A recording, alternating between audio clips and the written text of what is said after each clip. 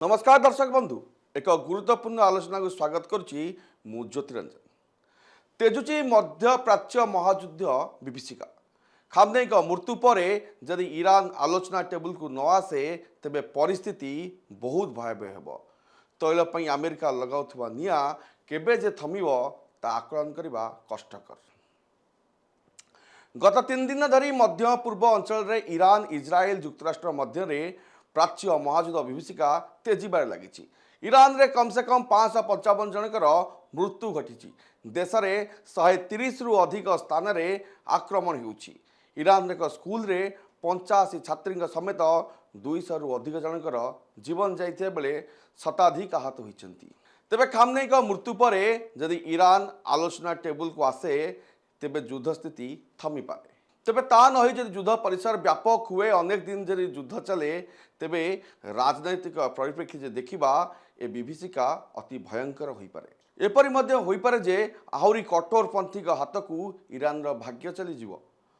मध्य प्राच्य जलुवा बेले Britain France Germany एक मिलित विवृत्ति जारी करी ईरान आक्रमण को रोकिया एक प्रस्ताव देइछन्ति। ब्रिटेन प्रधानमंत्री कीर स्टारमर, फ्रांस राष्ट्रपति इमानुएल मार्कन, जर्मन नेतृत्व ईरान कार्य उपरे गभीर असंतोष प्रकाश करछन्ति। एही नेता माने कहिछन जे ईरान बेपरु आक्रमण सेमानक सैनिक और साधारण लोकों जीवन को विपद रे पकाइछि। सेमानक स्वार्थ और सहयोगी मानकु सुरक्षा देवा पई एही देशगुड़िक एबे दृढ़ तथा संतुलित पदक्षेप ग्रहण करी अमेरिका सहित साथ देबे। सेमाने सूचित करछन जे आक्रमण स्थल रे ईरान क्षेपणास्त्र और ड्रोन क्षमता को नष्ट करिवे। बढ़ुवा उत्तेजना तथा प्रमुख देशगुड़िक संपृक्ति को दृष्टि रखी संघर्ष रे नाटोर संपृक्ति संभावना यथेष्ट वृद्धि पाई एवं ए पूरा घटनाक्रम पर नाटो तार आखि रखिछि। ब्रिटिश प्रधानमंत्री कीर स्टारमर एक घोषणा करी कहिसंती ईरान क्षेपणास्त्र विपदर मुकाबला ब्रिटेन अमेरिका को निजर समस्त घाटी व्यवहार आगु अनुमति देवा सहित एवं सहयोग करिवो।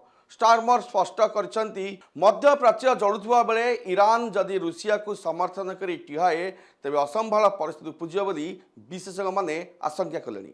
ईरान दीर्घ दिन वाणिज्य सहयोगी चाइना एबेर अमेरिका और इजराइल आक्रमण को विरोध करछि। मन रखिया हेब जे ईरान तैलर सिंहभाग चाइना सस्तार किनी थाए।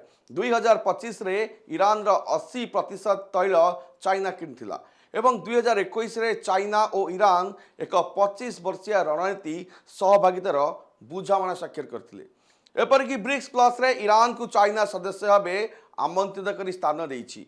ए सब को देखिले अमेरिका ईरान उपर आक्रमण मुख्य कारण जल जल होई दिसुछि।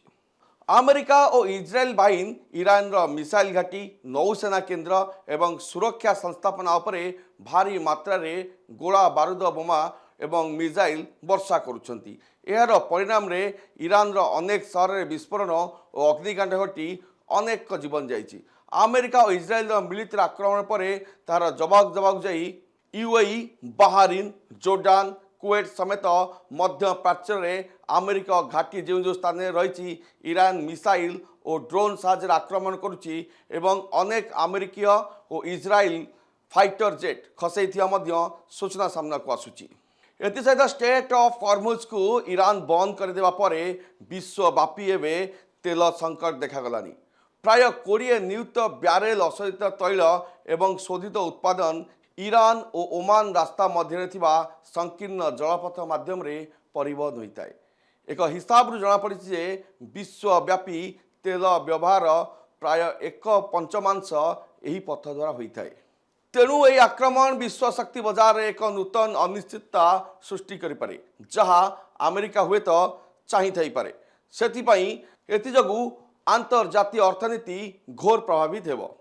वेनेजुएला नेता निकोलस मादुरो को अमेरिका उठाई नहीं से देश उपरे अख्तियार जमाइबा मुख्य कारण तैल बोली कहुछि। एबर युद्ध आरंभ होगा परठारु तैल दर में निया लागिगलानी। खामनेई को हत्या करने पर ईरान उपरे अमेरिकार आधिपत्य केते बढ़िबो ताहाकु नहीं चर्चा हलानी। इतिहास देखिछि अमेरिका सबुबले इस्लामिक विश्व को टार्गेट करी आछि। फल मध्य प्राच्यर स्थिति स्वाभाविक हो पारु नाही। गोटे पटे अनेक युद्ध बंद करी नोबेल शांति चाहूथिबा अमेरिका राष्ट्रपति डोनाल्ड ट्रम्प निजर लाभ को देखि विश्वव्यापी अराजकता सृष्टि करुछंती। तेबे अमेरिका राष्ट्रपति डोनाल्ड ट्रम्प का सहित इस्राएल प्रधानमंत्री बेंजामिन को योगदान आउ एक विश्व विशृंखलार बीज रोपण कला बोली धराजिव। तैल पई अमेरिका लगाउथुवा निया केबे जे थमिब ता आकलन करबा एबे बेस कष्टकर। गुरुत्वपूर्ण आलोचना को एठी रखुछु। नमस्कार।